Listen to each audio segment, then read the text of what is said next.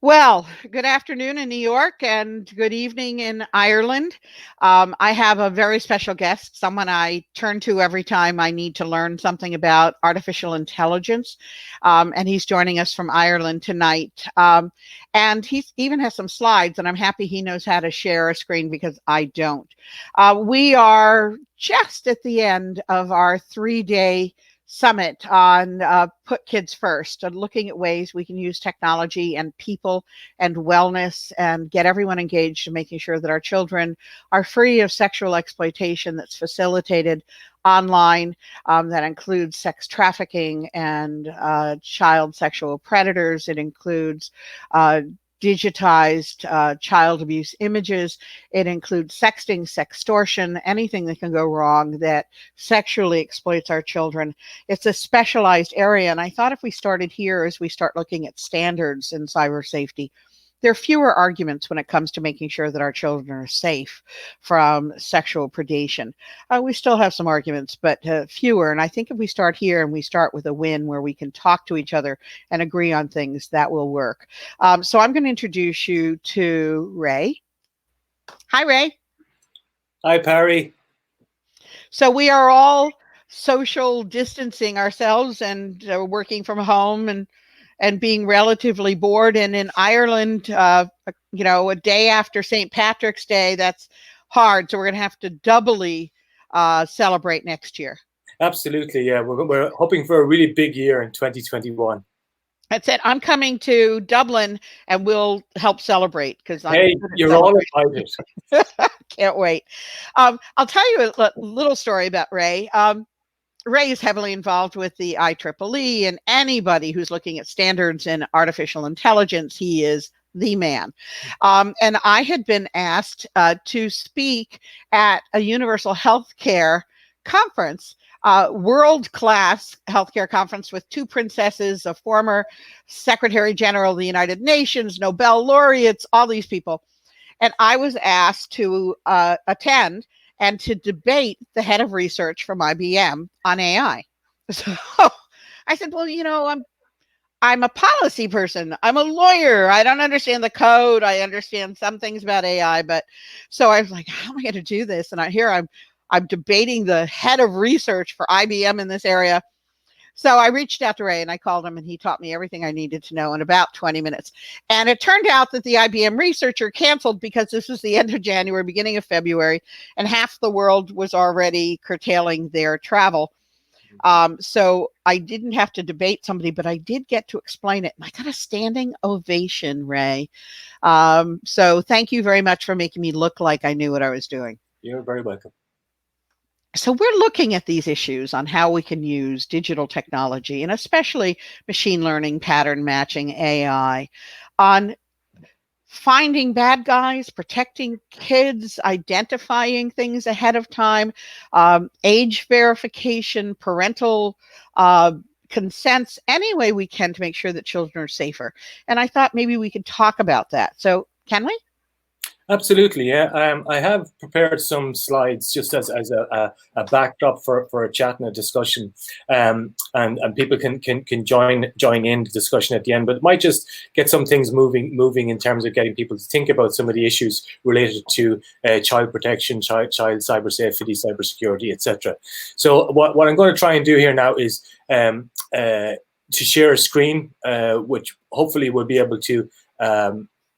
Okay, so Google Chrome, once we did, I have to set up something here first. See if this will work. No, you only need Google Chrome to get in. Once you're in here, you can just, on the screen, it should have a share screen button. Yeah, there is a protection, I think, associated with it. So when you click share screen, it asks you which screen you want to share. Once share close to what you like to share, then share it. And I've set it up from my end, so once you share, it'll go live. Okay, so we should have, see if I can make this full screen now, see what happens. Can you see anything? No, let me try it again. Hold on a second.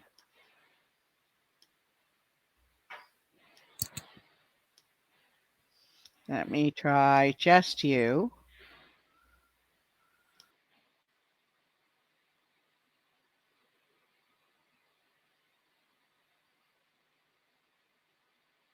I'll see if I can. Just bear with me for a second. Sometimes there's settings here on these Macs which you have to clear to allow access. So I'll just go through the process again. So security and privacy, screen recording. I need to do that for Google Chrome for screen recording. So I'll just see if I can bring that up.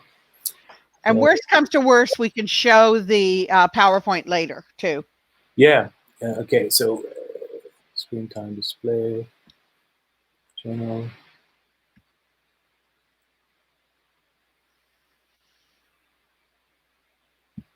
Okay. Not that, no.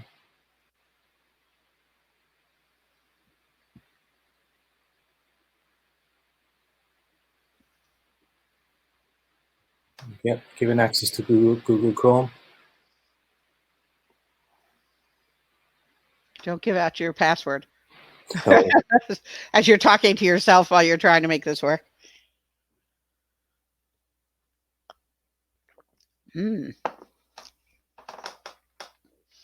Well, we've lost Ray entirely.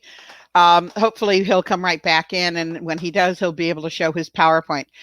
I want all of you to start clicking on discussions that maybe are outside of your expertise. I just had an amazing conversation with Hani Farid, who is the man behind the technology that's finding things. Hold on one second. Ray, you're there? Yeah, in order to give permissions, I had to restart the share screen thing with Google. So with Okay. So now we should be able to share. Yes. There you go.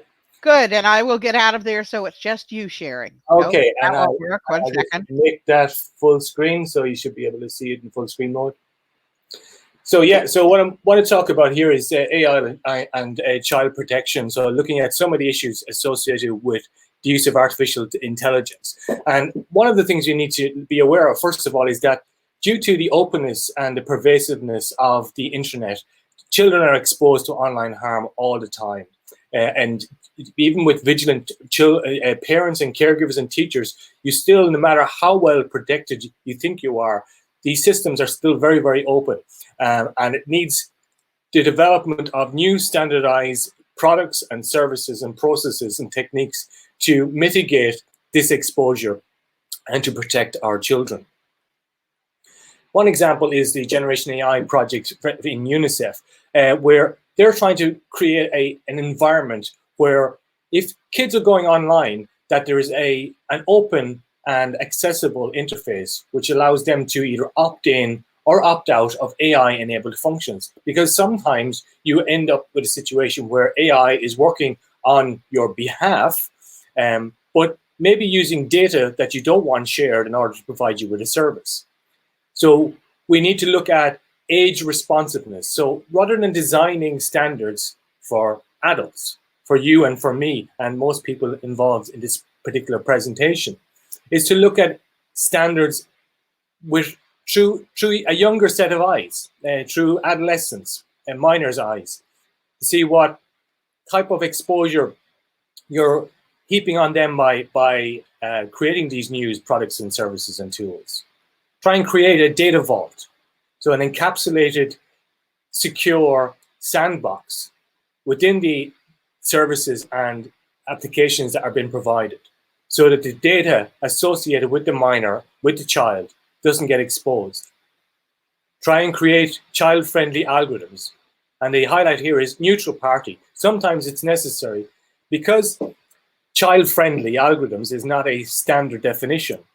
Then who is the arbitrator of child-friendly? And the easiest way to get around these type of contentions is to create a neutral party.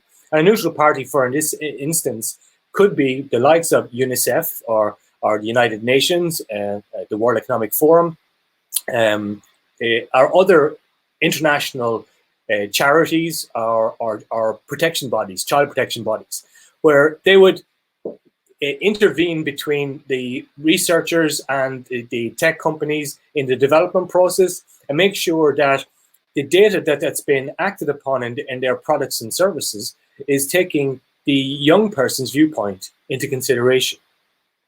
To use child-friendly communication in terms of AI impacts, so that there's a communication mechanism around how AI is implemented, how it's enforced, how it is utilized, and do it in such a way that the children, when they're going online, are aware of what data that they're providing, even by virtue of interacting with an environment. Because there's a sort of preconception to people who are not involved in child protection that, well, surely it's only if they give images or explicit information related to themselves out in a public forum that's what what's need to be protected. And yes, of course that needs to be protected, but there's a lot of things that can be detected related to a child in terms of their behavior by the way they view items, by the way they interact online, their keystrokes, their language, etc., which can be used against them. And we need to be cognizant and careful about that. AI and social work. Machine learning is a catch-all for lots of learning behaviors that AI can implement now. And the main reason I'm just throwing it out there is that to put it into people's mindsets that as a positive tool, cloud computing environments with big data and using AI techniques can process vast amounts of data. And if we're looking at social work, trying to protect a child in that environment where you may be processing police records, housing benefit files, social services, education, information related to a minor, then if that's done in a safe environment with aggregated data sources, sometimes you can track and detect issues related to child endangerment, potential neglect, etc., by the aggregating of these multiple data sources. And machine learning is very, very good at learning in these narrow environments. Machine learning is excellent. AI through AI in terms of narrow intelligence, it can do operations at extreme high speed on vast amounts of data in a very, very narrow field with a high degree of accuracy. That's what narrow intelligence is. We don't have this general intelligence where we have Skynet and the machines taking over the world and all that ridiculous palaver. But the things that AI can do, which is very fast operations, which are rule-based or pattern matching based on vast amounts of data, it can do at high speed with high degree of accuracy. There's a Banjo, which you guys in the States would be aware of, is a service which monitors 911 calls, traffic cameras, Internet of Things devices, satellite imagery, weather feeds, social media, etc. And this works in a child abduction scenario. And you've got the Amber Alert over there. So if you've got AI and you've got all of these interfaces which can speak to each other, which have been standardized and are working for the good of an abducted child, this can reduce the labor in terms of the man hours and also the time wasted trying to peruse all of this data from a human perspective to a fraction of the time. So these searches can go from 24 hours, 48 hours down to sometimes minutes and sometimes hours. So it's a huge labor-saving capability that AI provides. Another way of looking at combating child abuse with AI is hand recognition systems, trying to identify perpetrators of abuse. And sometimes all you have to go on is the veins associated with the perpetrator's hands. And there's a lot of research going on image recognition and image processing where automated techniques have been very, very successful. You would have seen programs online, I'm sure, related to identifying of flesh colors in images that helps to identify images as being pornographic. Sometimes it's the behavior of the individuals in the images or videos that are and their movements that can be used to track explicit material. So we have aspects such as age and nudity, so young people in particular, like, and flesh tones, body motion, facial recognition. Predictive AI can develop models for complex sex trafficking investigations. And we have specific tools that actually work in that scenario. There are AI systems that work in concert with the likes of Interpol to identify behaviors, online behaviors, sometimes related to I suppose, tracking of physical entities and mobile phones within a geographic area. Sometimes it's financial tracking, and sometimes it's online information tracking, which can be used to identify potential child trafficking networks and combat them that way, and alert the local authorities. I'm going to interrupt just for a second, Ray. We had Bob Shilling, who is an old friend and has been involved in sex crimes against children policing forever. And for 3 years, up until recently, he headed Interpol's Crimes Against Children group. And he, together with his team, using pattern matching and all of the rest of the things that AI can represent, found and rescued 5,421 children. Yeah, it's absolutely phenomenal. These are real. This is real, not just space time. Yeah. So like what used to be cyber fiction up until maybe 6-7 years ago is now cyber fact. These are technologies which looked like Star Trek and Star Wars type technologies only a few years ago, now are commonplace and are being used in everyday life. We have other examples here for natural language processing, chatbots engaging online to try and detect predators. And in terms of cyberbullying, we have a similar setup, like for trying to detect that type of activity. And this example, which you're probably all aware of in the cyberbullying scenario, is the 12-year-old girl, God rest her, from Florida, who committed suicide. She was being cyber-stalked and cyberbullied.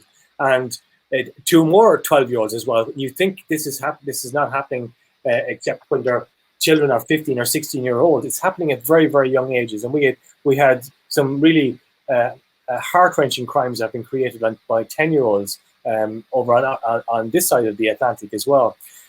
And simple things that may seem very inane, I suppose, by like spreading rumors about the victim online.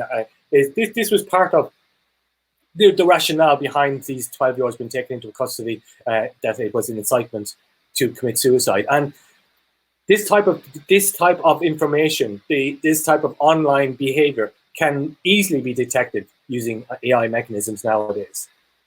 And I know that case, and I worked with the sheriff, Grady Judd, on that horrible case. And we've had suicides because of cyber bullying as young as 10 in the United States, and we're seeing them everywhere. And in Nova Scotia, Canada, we have the highest rate per capita of cyberbullying related suicides, and it's just frightening.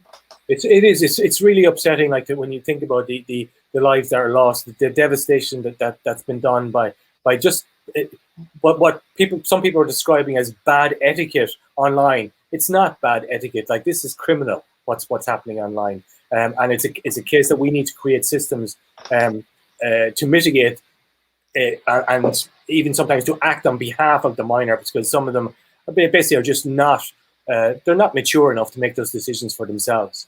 Yeah, so you need to meet Hani Farid, who helped build Photo DNA, and he's working with Thorn now on the technology designs and pattern matching and all of the rest. And so I'll introduce you to.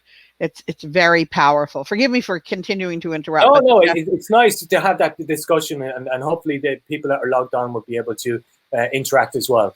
So this again is just all in the space of preventing cyberbullying. So we can detect hate speech and abusive speech, and we can block the user from seeing it. So from the user's perspective, so the young adolescent, we can stop that hate speech and that abusive speech getting to the user, and that is a very useful use of the artificial intelligence to break that link, so that vile information, that insightful information, doesn't actually reach the user at all, and that can be automated.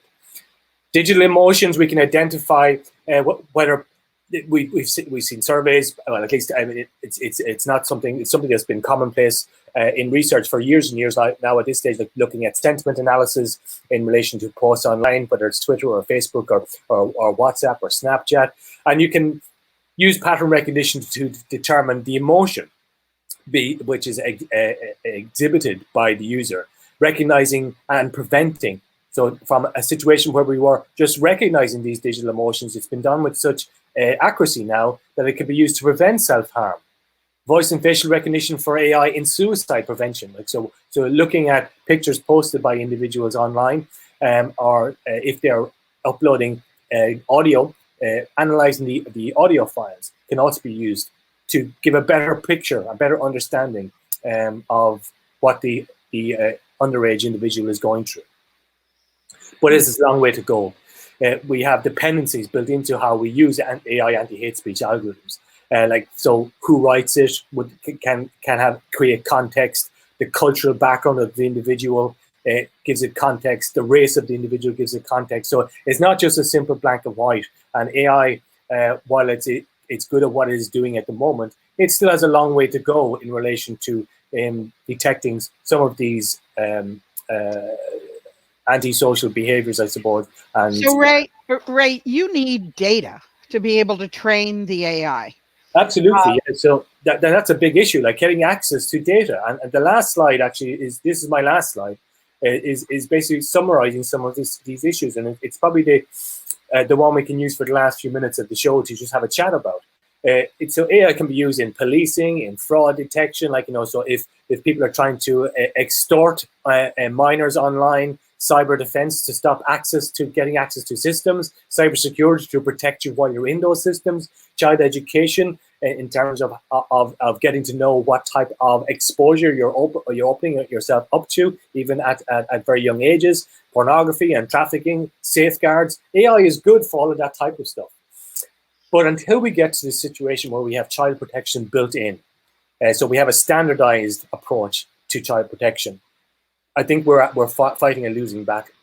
And what I'm pointing to there on the slide is that the likes of Apple, Google, and Microsoft, so three very large companies, provide the operating systems to 97% of all devices worldwide. Now imagine if you had child protection software built into all of those devices. Then you have 97% of all the children worldwide protected from predators, from exploitation, from abuse, at least from an online perspective, and also safeguarded to not just from a protection point of view, but from a monitoring point of view. Like if the software is standardized and is safe and is not breaching data protection and trampling all over the minor's rights, then you could have ways of monitoring whether or not the child themselves is becoming exposed online, even if they're not under attack, but they're leaving themselves open to attack or leaving themselves vulnerable. So Ray, I'm going to stop sharing now, okay. Parry, and then we can have a chat, I suppose. Yeah, I'd like that. So you know that I've been brought in by the IEEE, and because I've been working independently on our charity that's 26 years old in this space, and the new one we just formed that you are going to be heavily involved in. And so we need standards. And most people don't understand what they are, and they may think that they exist. And so whether it's cyber well-being, cyber wellness standards, or what I call cyber safety standards that include technology responses, how to get information, how to receive information if you're law enforcement and children are physically at risk, to suicide, self-harm, all of the issues that we're facing with children, to radicalization and hate and bigotry and sexual identity and sexual preferences, and all of these areas where children are exposed to much higher risks and consequences when they violate those. We need those standards. So you'll help me, right? Oh, absolutely, yes. I mean, I do some work online already with, not online, but I'm already active in IEEE standardization with some colleagues of friends of yours you probably will be aware of. We spoke about them previously.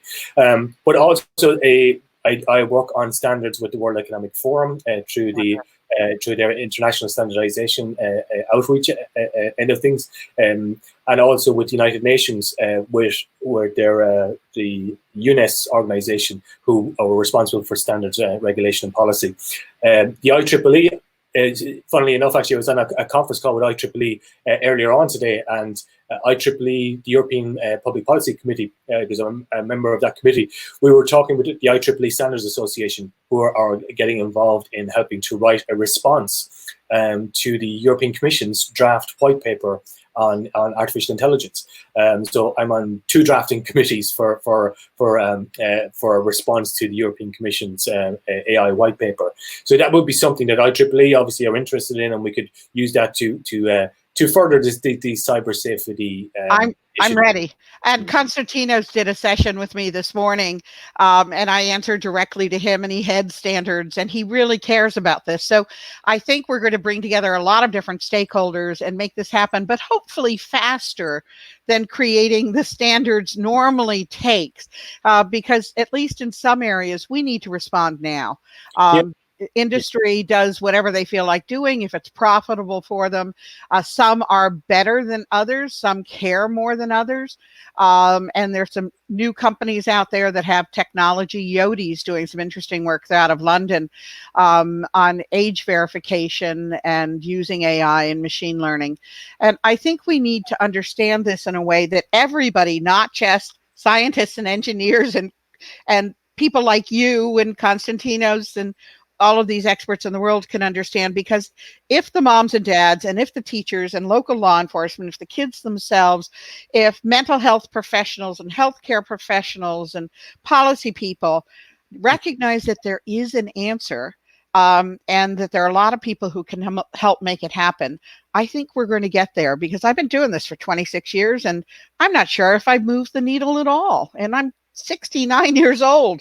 So Ray, you got to move fast. Yeah, it's a large task, but when you're trying to get the whole world to agree, which is what we want to do, like we want to get all the national bodies, like all nation states, to come on board and say, well, let's put the rights of children first and foremost in our minds, look at their safety, look at their security online, and make a concerted effort to build an interoperable solution that works in all nations worldwide. That's what international standards gives you.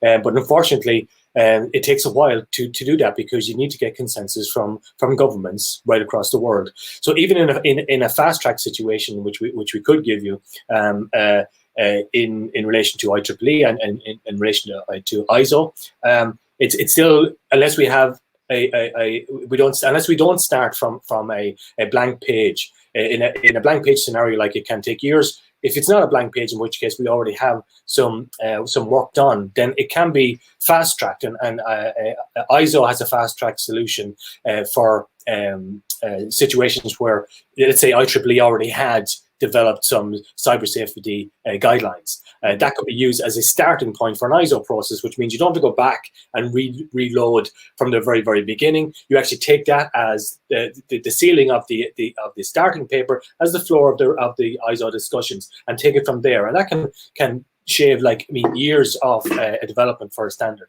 And ideally, you would have a co-regulatory scheme so that the governments would say these standards are part of the law, and if you fail to adopt them and adhere to them, then it's a legal violation, and that's called co-regulation. So the law is based on standards or best practices, and the United States is looking at this now and trying to address the immunity that we gave to the social media companies before there was social media, but the providers in 1996, saying you can't sue them for basically anything on their platforms.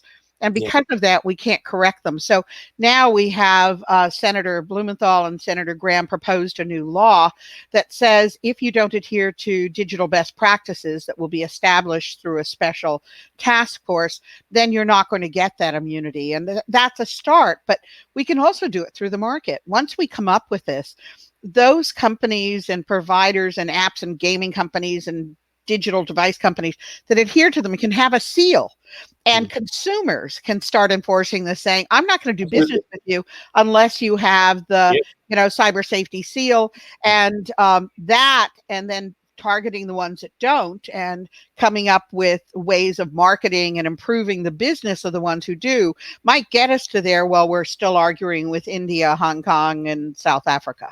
Yeah, I mean, and people need to be aware like that. For now, in modern standardization, standards and innovation go hand in hand.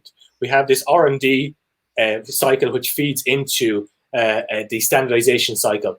But innovation, so R&D goes into standardization, and then that feeds back into R&D again. So that forms the innovation loop. The old established, it gets built upon with new innovation, which becomes a new established, which gets built upon. So standards are part of that ecosystem of innovation. And standards documents are live documents. They are dynamic. They live in innovation. So as the innovation develops, as the technology for cyber safety, for cyber security develops, the standard develops with it. And people need to be cognizant of that we can start building systems and standardizing systems at the same time. We don't wait till we're finished. We co-develop, as you said, we need to co-regulate, and we need to be cognizant that there's a process involved. Regulation is based on standards. Legislation is based on standards. Certification is based on standards. So we want to have a structured environment where we can sign off on, or an independent body can sign off on whether somebody is compliant. Then we need standards to enforce, to be able to enforce some good behaviors, good products, good services online. Now, I want everyone to understand there's a reason I love you. And that is, you take all of these things that we don't understand, that we think that spaceships with AI are going to take over our lives, or Arnold Schwarzenegger is going to come in with machine guns or whatever. And AI is really just about pattern matching, recognizing things and seeing how they come together, isn't it? It's a big part of it. Pattern matching is a big part of it, yeah. But there are learning techniques now in AI where what supervised and unsupervised learning, where you have a human in the loop, and sometimes where you don't have a human in the loop because the data is so large that the engine, for the want of a better description, can learn from the data itself because it's so vast. You're dealing with not exabytes, but yottabytes of data. So I mean, we're used to dealing in terabytes, and then there's orders of magnitude above that the big data and deep learning systems are consuming all the time. So they have, apart from the pattern matching element of it, they are now can learn. Now it's still within a very small, narrow window that they can learn. But when they're dealing with specific types of data, these machines are very, very good. They're exceptional with high degrees of accuracy and very high performance and throughput. I love it. So this conversation is continuing. I really appreciate you coming on with very little notice. And what the audience needs to understand is, for this to happen, for it to feed on LinkedIn, and not many of us have LinkedIn Live, but for it to feed there and Facebook at the same time, you need to use a back end. And the back end I use is StreamYard. And you can't get into the studio unless you have a link. So I said to Ray, yeah, that's great. This is the time. It's terrific. I'll send you the link. And 5 minutes before we were supposed to go live, I realized that I hadn't sent you the link. And God bless you. You stepped up and said, I'll be there in 3 minutes. And you were. And so, Ray, thank you, thank you, thank you. You are wonderful. You made me look like I knew what I was talking about in Thailand. You clearly are making it easier for other people to understand. And one of these days, we're going to talk about synthetic data, but not today. I promised you just a half hour, and I'm going to stick to it. And I love you very much. You have to be part of this. You have to help me lead this. And together, while I'm still walking around before I'm hit by a truck, we're going to make a difference with all the things we know together on keeping kids safe. Absolutely. I will try my best to get involved, and I'm happy to support. And look at, be safe and keep well. I love you very much. Stay well. Take care. Okay, bye-bye.